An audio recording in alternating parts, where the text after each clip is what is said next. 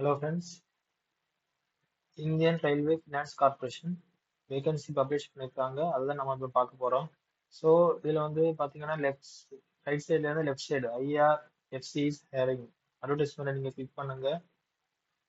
Okay கொடுங்க. கொடுத்தீங்கன்னா to read detailed advertisement அதை கிளிக் பண்ணுங்க. கிளிக் பண்ணதுக்கப்புறம் PDF ஓப்பன் ஆகுது. ஓப்பனிங் டேட் வந்து பார்த்தீங்கன்னா 4/4/2026, க்ளோசிங் டேட் வந்து 1/5/2026. ஸோ என்னெல்லாம் டெஸ்டினேஷன் இருக்குன்னு பார்த்தீங்கன்னா assistant NE5 level 3 years bachelor's degree in commerce from a recognized university institute with not less than 60% mark. Age வந்து பார்த்தீங்கன்னா 18 ல இருந்து 30 years. நெக்ஸ்ட் வந்து பார்த்தீங்கன்னா assistant manager finance 3 years bachelor's degree in commerce from a recognized university.